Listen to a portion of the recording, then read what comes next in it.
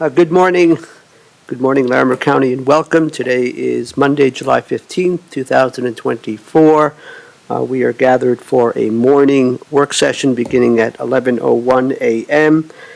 This is a discussion regarding the funding considerations and impacts surrounding the Special Supplemental Nutrition Program for Women, Infant, and Children, known as the WIC program.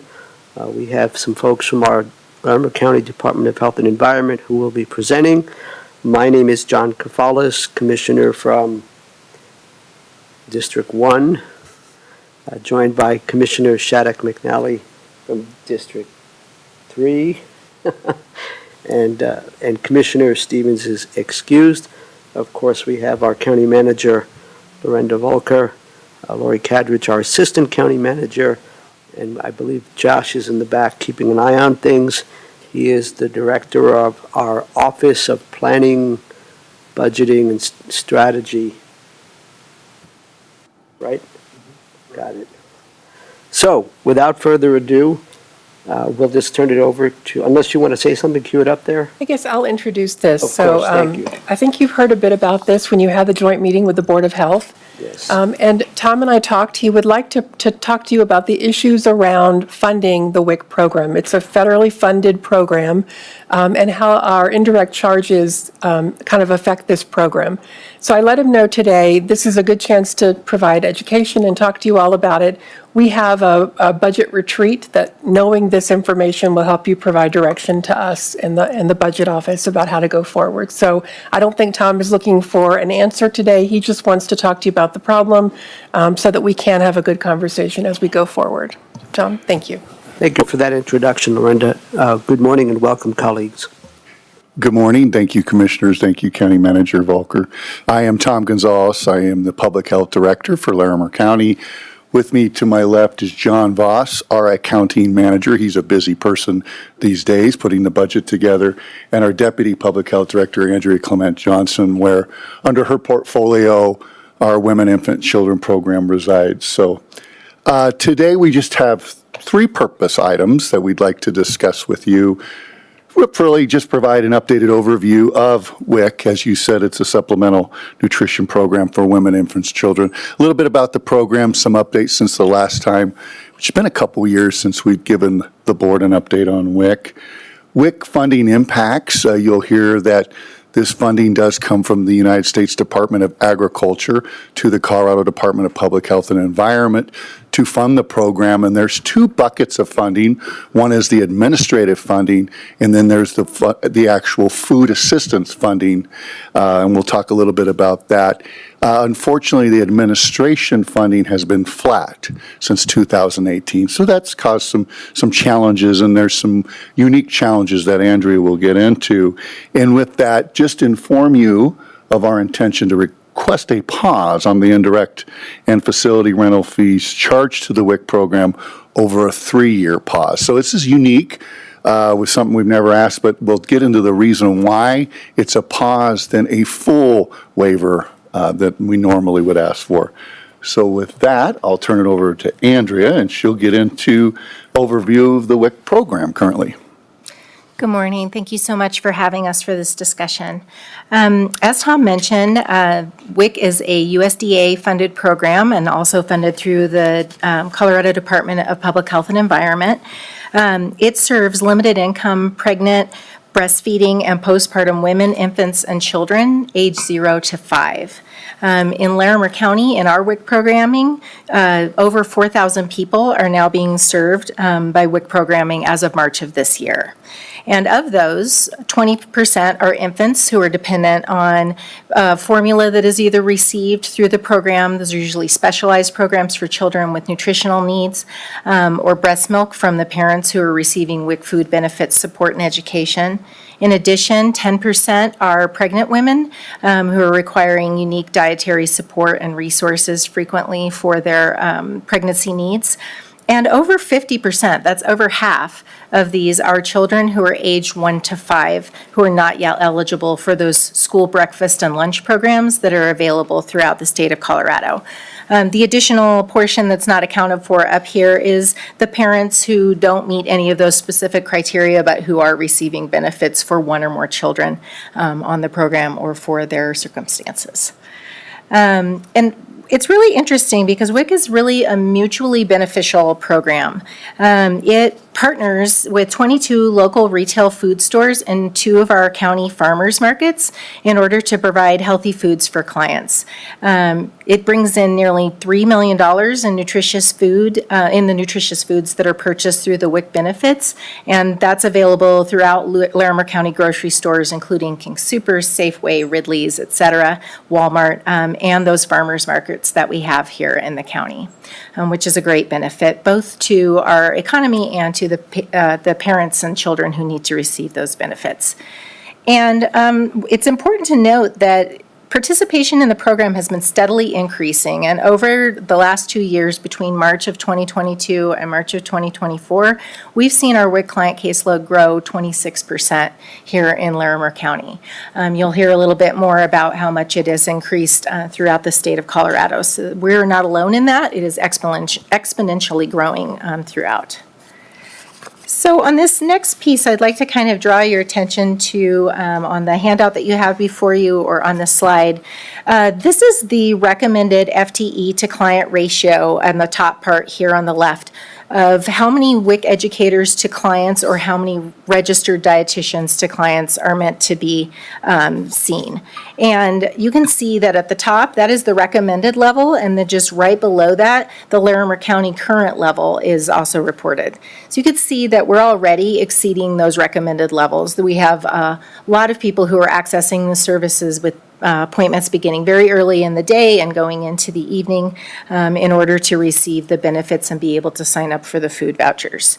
And then if you look over to the right side of the line that is there in the middle, that is what the anticipated growth would be expected to be if caseloads continue to grow at the present rate of growth, and if we were not able to take part in the anticipated ask that we are going to be bringing forward to you for the pause in the indirect and the rental and facility fees.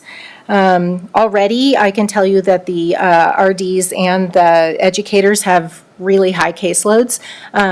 The WIC manager did tell me a story recently about a new mom who had overslept because she was sleeping when the baby was sleeping, like they always tell you to do, had overslept, missed her appointment, and was not able to get back in for over 2 weeks because there are some very strict criteria in which people need to be seen, and they cannot open up the schedule in order to accommodate things very easily because of that criteria that is part of the WIC program. Moreover, it's really, important to know that because they've been looking at that funding formula that has been revised over the past year, which I know Tom will speak a bit more about, we're not alone in this disparate ratio. You may have noted in the white paper that was provided that as part of the analysis of the extensive funding formula that they're looking at, that, as Tom said, had not really been addressed since 2018. There's been a discovery that 2 of the counties, Weld and Denver, are growing at an astronomical rate in the county. And I will let Tom speak a little bit to that. Yeah, I was part of a work group under the Colorado Association of Local Public Health Officials, and we dove into that a little bit deeper. But, for example, Weld County had a caseload 3 years ago very similar to ours, around 3,700. They're now over 7,000. Looking at various reasons why, newcomers is one, other situations are being brought up, but the same is seen for Denver. So you are seeing nearly half the caseload being in Weld and Denver County. And this is something WIC hasn't seen in over 50 years. We were celebrating our 50th year of WIC. So this is something where we're wondering if it's an anomaly, and that's why we're talking about a 3-year pause, because we don't think this is an ongoing trend that will continue. We think this is something that could have been spurred by the pandemic and some other current situations that state WIC is saying they would like to reevaluate over the next 3 years. So that's what kind of the rate for the pause. But almost every jurisdiction's seen an increase in caseloads since COVID, but nothing like WIC and Denver. So WIC and Denver's wait times right now are extraordinarily high, and that's why they're redoing the funding formula, and then that's leading to this shortfall going from what we received in fiscal year 2024 of a little over $930,000. Running the formula again with this imbalanced caseload would drop it by $151,000 down to just over $8,000 that Larimer County would receive to continue the work with an increased caseload. Tom, excuse me, before you go on to the next slide, it looks like Commissioner Shattuck McNally has a comment or a question. Thank you, Mr. Chair. So Tom, when you said Weld was at 3,700, what year was that? It was about 3 years ago. About 2021? Yeah. And now it's at 7,000? They're over 7,500 the last time. 7,500? Yeah. And so Denver has seen some extra wait times. Does this have anything to do with some of the things in Denver, especially since they've been having a lot of extra circumstances of migrants coming and being dropped? And so is that also, not saying that's a bad thing, but I'm just curious if they have some of those extra wait times because they have been kind of hammered with extra capacity issues that they did not have any control over. So I'm just curious. And when I say hammered, it just comes at once, and we're all just trying to help folks, and the conditions are sometimes everyone's out of control when we're trying to help people. Yeah, thank you for that question, Commissioner. Yes, what we have heard from the state office and from the committee working with CALFO is many of these could be newcomers as well as the circumstances from COVID. But yes, that's part of what they're calling this perfect storm. And also just eggs, just inflation, has this pushed a lot of our younger families and single moms down into a category of needing more assistance? Is that also something they've been talking about? Just Andrea, curious about that. Would you answer that question?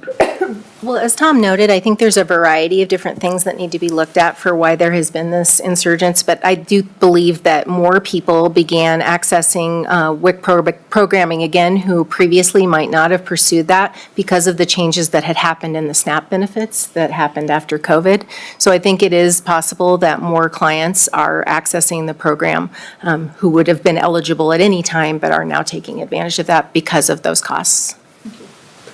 Yeah, I appreciate that further explanation, Andrea, because we tend to blame a lot of things on COVID, but COVID is, for the most part, 2 years in the rearview mirror. But I think there were changes in SNAP benefits, there have been changes in Medicaid enrollment, and I suppose could be a significant contributing factor because Weld County is quite a jump to 7,500, and it seems like it's trending. I don't think it's an anomaly. You could be totally correct, yep. But the Department of Public Health and Environment, you said, over the next 3 years is going to do a deeper dive, a deeper analysis of what's taking place? That's correct, yeah. Okay, thank you, colleagues. Okay, so just talking about, of course, anytime you have funding impacts of around $150,000, that could result in WIC employee layoffs, which that would even increase our delays in critical food and nutrition support to our enrollees. We know through being health strategists and the data that Dr. Jared Olson provides us that food insecurity is a situation, an issue here in Larimer County. And we currently have around 10 to 15% of our children going to bed hungry. And the concern here is that age 1 to 4, 1 to 5 of the kiddos that are not eligible for the free breakfast and lunch program we have at schools. I'll tell you, that keeps me up at night when you have a kiddo that is hungry here in Larimer County. And that also then leads to mental health concerns for families as well. So I think that's the big concern we have here. So looking at that, we intend to pursue a request with the board to temporarily pause the county indirect fees, which roughly $82,800, and the facility rental fees at 1525 Blue Spruce. That's just under $35,000. That's charged to the WIC program from October 1st, 2024 to September 30th of 2027. The reason October, this is a federal program, so it follows the federal fiscal year.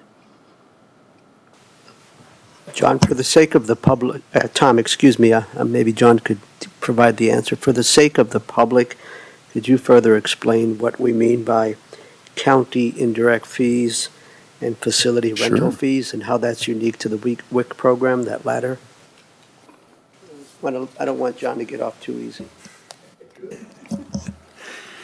Yeah, the county indirect fees are the fees that are collected from all the departments that are managing a grant program, and based on their salaries and wages, a percent of that money is used to pay for HR, IT, facility, IT that isn't billed directly, the general IT that is not part of that, facilities, and just any sort of finance, risk management. County attorney, yeah. All those things are part of that indirect.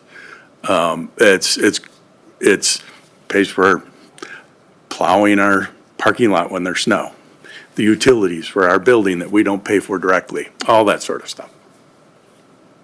And what about the facility rental fees, which I believe are unique to WIC, the charge? In our department, they are.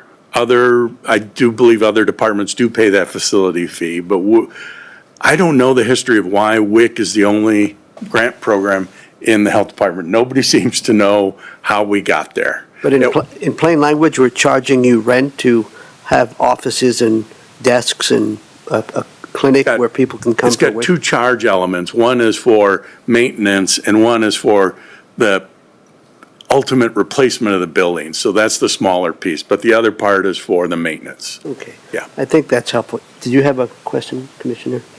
Thank you, John. I think that's helpful. I just want to make sure the public understands about those indirect costs. And I'll add too about the facilities costs. It's not uncommon for federally funded programs to be charged facilities cost. Think Human Services, they actually pay per square foot as well, which is why they recently reduced their square foot need. This is the only program, I think, that is fully federally funded in the health department. There may be others that have blended funding or different funding sources. I'm hoping that you'll nod your head. There's one other that had, and we asked for a waiver last year, you may not remember that, for the maternal child. That's right. program. And it hasn't had an increase in funding in almost. Sounds like his mic is off. I apologize, yeah. The other program that is federally funded that's significant, there's another small one, but is the maternal child health, and we asked for a waiver for that last year because it's been flat funded for Right. about 10 years. So, And these grants often will pay overhead cost. And think if you had to rent a space for these, and if they weren't being able to be situated inside a department like the health department, they may have to be in a storefront someplace, and some counties do it that way as well. Thank you, Lorinda. Please continue, Sarah. No, just the last bullet here is just talking about that 3-year period. I didn't want to ask for a full waiver. We understand that indirect costs and facility costs go to the support we receive at the health department. We appreciate all the great support we get from all the internal services departments that support us. So we didn't want to go for a full waiver. We wanted to follow this 3-year period that CALFO, State Health Department, and our federal folks are working on to see if there could be adjustments or to see if the caseload imbalance will more balance out. So that's why we're just looking at a 3-year, and that we would come back to you all in 3 years with hopefully a better assessment, a better news. And that's all I have. I mean, I'm open for any questions. I think I can speak for my colleagues. Certainly appreciate when we have presentations that are only 3 slides. Thank you. You're welcome. So at this time, let's see if Commissioner Shaddock McNally, any questions, comments, observations? I have a few questions, but I'll wait my turn. Thanks, Commissioner. I actually like sometimes more slides because I have questions now. So when you talk about the FTE and client ratio, can you kind of explain to me how, when you talked about missing the appointment, do they need to come to the office? How much is in person in the office using facilities, parking lots to come in and get benefits and meet with the educators and registered dietitians? And how much of it is online or through our website? I'm just curious. And so that's my first question. I'm sorry to throw this at you. And then is there, like you said, 2 weeks, what kind of wait times or what kind of waiting list do we have currently? Thank you. Those are both good questions. WIC, since the COVID pandemic, WIC has operated as a hybrid functioning program in that if you do not have specific very high-risk needs or do not need to have a wait on a baby or can get that through your physician or things like that, you can do a telehealth type option with the WIC educators. It still requires meeting and having a phone conversation or a computer conversation along with a WIC educator or a registered dietitian, depending on what the nutritional need is, but not every client has to come in person to access their actual benefits. It isn't really done by our website per se, but it is issued through the WIC state system that any of the staff working in that have access to. And then in terms of the wait list, there is currently already a wait list depending on how long, depending on what the circumstances are. For example, if someone has a very high nutritional need and has to see a registered dietitian, there are rules in which they need to be contacted within 24 hours and scheduled right away because of the circumstances that could be very dangerous. Think of a high-risk pregnancy or something like that as an example. If we were to continue at the rate of growth that we have at this time, those wait lists could probably extend to up to 4 to 5 weeks for anybody to be able to access the vouchers and the benefits, period. Please. Thank you, Mr. Chair. That's great information. I appreciate it. And kind of heartbreaking, but I understand the circumstances. So I'm assuming, and maybe you can help expand and help me learn more about what this would look like if they come in person for the WIC program. The story I tell myself is that there's opportunities to schedule other appointments since it's probably transportation is a challenge and things to get there and connect with other programs through the health department or through human services since you are located very close together that they could combine this. Is that easily coordinated, or is that just kind of pie in the sky kind of opportunities for these folks who probably need all the support they can get? I think that's another great question. In terms of some of the benefits that might be coming into for human services, for example, we actually have another program that is funded through our nutrition program called SNAP-Peas, which actually helps people when they come in for WIC benefits. It lets them know if they are also eligible for SNAP benefits as well over at Human Services. And it gets all the preliminary work, all the data that they need to provide and all the information that they need to bring in to prove that they are eligible for that. It helps them get a head start on that and kind of gets them pre-enrolled into that program, which has been a great partnership at this federal, state, and certainly between our two agencies level. In terms of if they were coming in person versus hybrid or what might be going on, I think the WIC educators and the registered dietitians work very closely to ascertain, are there going to be other appointments that you're going to be doing, say that you need to go over to Human Services or to something close in our area that they might also be accessing as well, to make sure that they can try and arrange a schedule that would accommodate that. It is very tricky with the already having the very full caseloads, but I know that that is a question that they ask and they try to ensure they make it as simple for families as is possible. Thank you. Appreciate that answer. So my next question, then I'll make a comment and I'll allow my colleague to ask the questions because I know this is kind of his area of passion as well. So that takes a lot of coordination and energy and facilitation on behalf of the staff, I'm assuming, because it takes some coordination and thinking ahead and probably being really good at your job to understand, all the avenues and doors to open for folks to go through. So with that kind of caseload,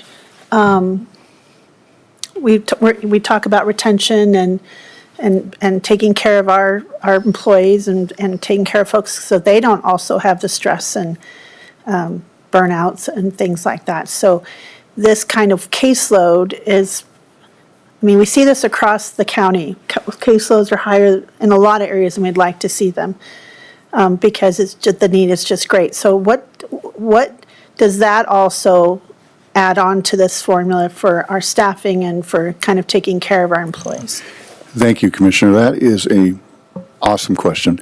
One of our pillars in our strategic plan is invest in our people, and that is a big piece of making sure work-life balance is center and forefront, and that staff have opportunities for recognition and opportunities to learn and grow within the field of public health.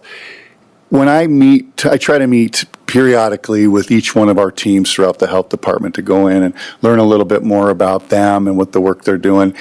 Out of all the programs, the ones where I see the longer faces and the more tired is WIC. I can tell they are stretched thin. I can tell that they're working hard because of their passion.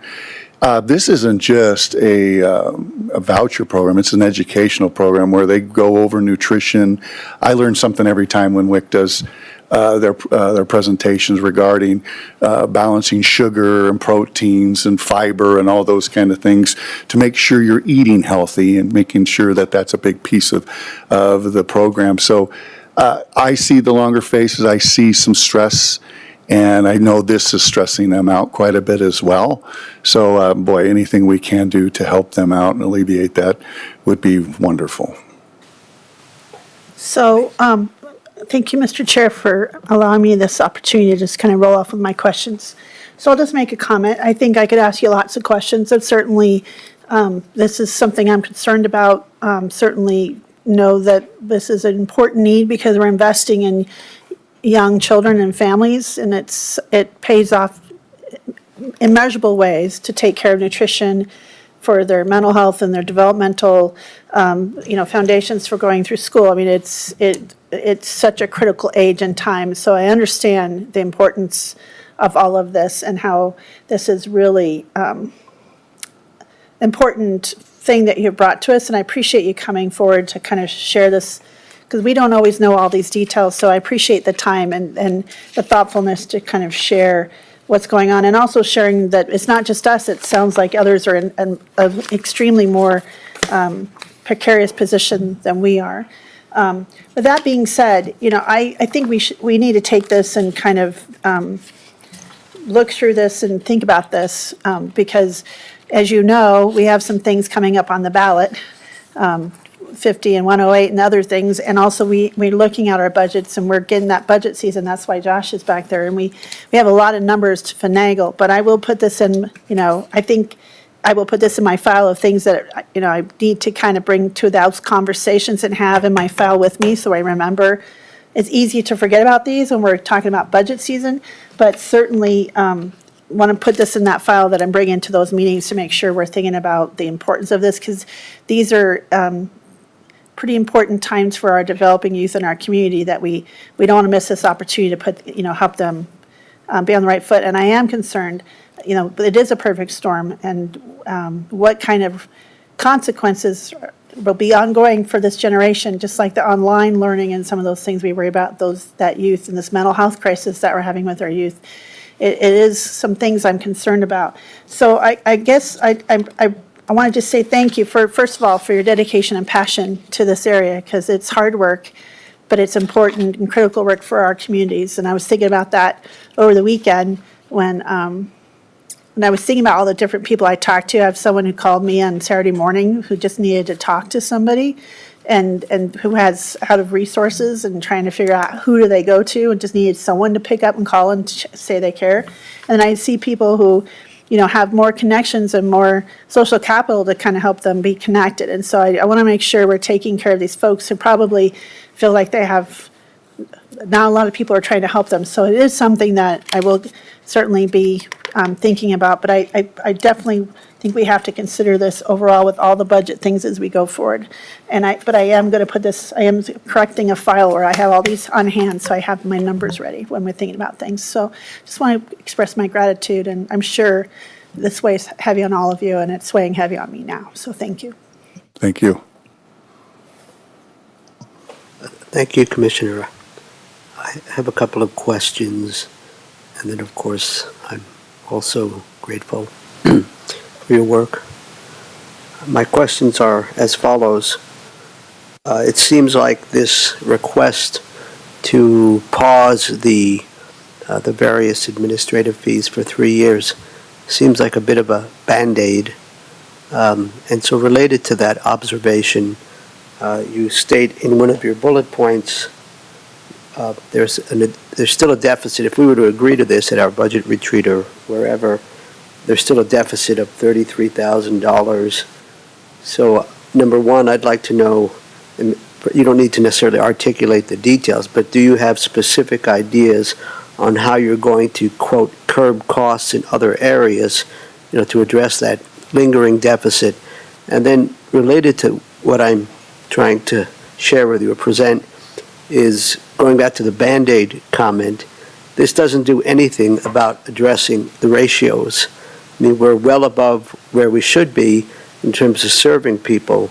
So what's the plan, or is there a plan? Are we trying to figure out a plan to get those numbers more in line with what is recommended? So thoughts on curbing costs. I presume there's some specific ideas. And secondly, how are we going to address the ratios, the client, WIC educator ratios, et cetera, dietitians? Yeah, thank you, Commissioner. Great questions. I go back when I was first appointed by the Board of Health and got on late 2018, and WIC was one of the programs right off the bat that we were struggling with. We had staff on furloughs and such. So working with HR and Lorinda Volker at the time, who was great to mentoring, we were able to restructure, reorganize through Abby Strand and former Abby Strand and Andrea to get us to where we were in 2019. And I said, okay, I think we've got a fix for 5 years if Department of Ag keeps us flat funding. Here we are, 5 years. We can keep looking at those aspects of it, and we always will, on efficiencies and where we can improve on whether that's using technology, et cetera. We need to look at that. But ultimately, our federal partners have got to put in some more funding into this program than they have. That's the first piece. Number two, you're right, this is kind of a Band-Aid, but we didn't want to make any rash decisions because this was brought to our attention in March, April. So we were just working on trying to figure how can we keep this together as we are now, and then go from there looking at what strategies to get those ratios more in line. So I think that the first step was this piece, and then the next step is how do we get those ratios more in line. Thank you. I have two more questions, and then we'll see if Lorinda has any questions or perhaps insights that we ought to hear. My other two questions are, how does the WIC program interface with the nurse home visitation program? And then I have one final question that gets into the advocacy piece, perhaps. Yes, So all of our maternal programs and work closely. They're all under the same umbrella now, which has been a recent, feather in our cap. I'm pretty pleased with that.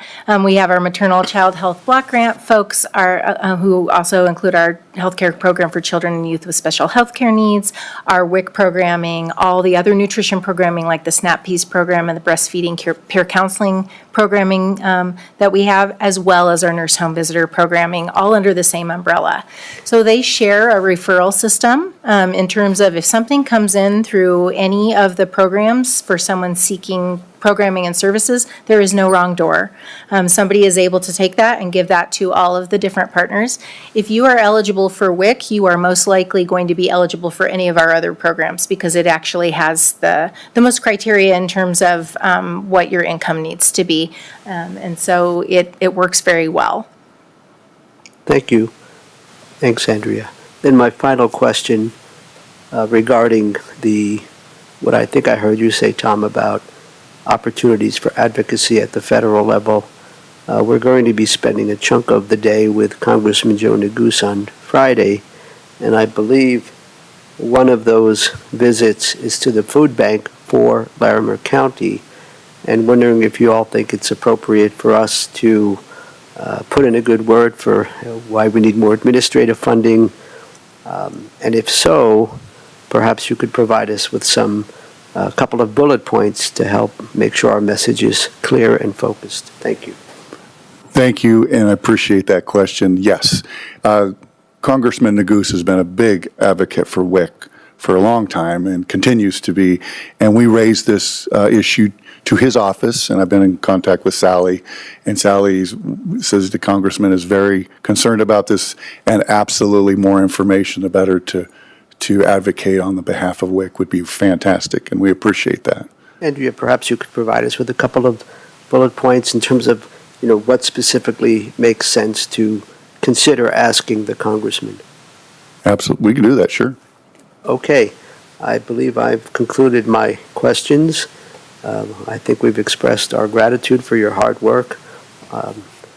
Let me go check with Lorenda for a moment, then we'll come back to you. Lorenda, anything you would like to add? I guess I do want to say, you all have done a great job of trying to do process improvement. You've looked at how you staff, what the credentials are for staffing, the no wrong door concept, packaging all these programs together. I have to give you a lot of credit for being really creative in how you do that. I don't think other counties do it the way you do, that make it so easy for folks to come in and access these services and these benefits. WIC is an interesting program, right? Because it's not only the benefit itself, it's also the education to make lifestyle changes long-term at a time when people are their most vulnerable. So, I think the request makes sense that you're asking for. We'll certainly talk through it in comparison to what the other requests we get from other similar programs look like at the retreat. But I do want to give you a lot of credit for having maximized the funding you have. And the fact that you're able to keep the ratios as close to the recommended ratios as possible is really amazing work. The question I have is, you said that Weld and Denver have grown kind of exponentially as needs, and so that will decrease your funding from the state. Do you see that as an ongoing trend? Maybe that is what you're thinking might level off in the future? Is that what you're looking to see over the next 3 years? Thank you for the question, Lorenda. That's exactly it. That increases just exponentially. And State WIC is questioning if that's going to continue over the next 3 years, or is this just a blip? So we don't know. But yeah, when you're going from numbers of 3,000 and those change up to over 7,000 in a couple of years, that is mind-boggling. So that's the case. I do appreciate you recognizing that. It's not often I get to recognize these two folks in front of the boards, but under Andrea's leadership, she has redefined and directed our maternal child health programs top to bottom to be much more efficient, and they're more cohesive. I see more smiles. I see them networking. I see great quality coming out to our community, which is our top priority at the health department. So I always give her tons of credit, really working with the staff that are doing this hard work every day, where they can lean on each other and really make impact to families and babies and children here. And then John for just doing a great job with our budget, making sure the numbers and looking at ways we can do cost savings and those kind of things. But when you put it together, WIC has been a struggle. We've done pretty as best as we can, and in many ways we're doing better than others. This change in the funding formula due to the caseload and imbalance has just really kind of put us in a tough spot, but I do appreciate these two so much for what they do. Thank you, colleagues. Commissioner Shattuck McNally, some further thoughts? Yes, if I just thought, when you talked about, of course, I knew, Congressman Neguse has been a big fan, but also it's been talked about, we've come up in the Farm Bill discussions and some of those things. I would love to also get those talking points, because I'm still talking with Congressman Yadira Carveo, who's also big advocate in the Farm Bill and doing some of this work, and the senators, and so I think for all of us, having those, for all of us, we're focusing on Congressman Neguse when he gets it, but also we have other opportunities coming up to kind of just plant some seeds with others. It would be great to have those just to continue, and also with their staff too, trying to make sure we keep planting those seeds with their staff who speak to them, because they're getting all kinds of requests. There's wildfire, there's sure. behavioral health, there's this, and so we don't want to make sure we're just kind of being gently consistent, but I think they may not be aware, I certainly wasn't aware of how Denver and Weld are just getting pressure from this huge surge in need. So I think that's really helpful to think also about our neighbors, because it does impact all of us eventually, collectively. So I appreciate that thought as well. Thank you. Well, thank you. Mr. Chair. Of course, and absolutely, I think it would be good to send the talking points to all three of us, since I think we'll all be interacting with the congressman. And just one final thought, or based on what the funding issue or what Lorinda brought up. Was it this fiscal year that began July 1 or last fiscal year? Didn't the state give an additional $1 million or so in funding for public health? And if so, did any of that money go for this? Or if I'm probably misremembering, did I just make that up? I thought there was some additional funding that everyone was happy about. Yeah, thank you for that question. We did, through the long bill, get an increase to local public health for $1 million. There are 56 local public health agencies, so by the time you take $1 million and chop that up in a pie, I think we got how much additional, John? Around 50,000. Around 50,000 additional. And that's for this fiscal year, the one that began July 1? Yes, And yes, sir. June 30th of 2025. Yeah. So that's part of how we can help with the 33,000, Okay. stuff like that. But yeah, $1 million sounds great, but unfortunately, when you chop that all up around the state, it's not a whole lot. But we are very happy to get what we got.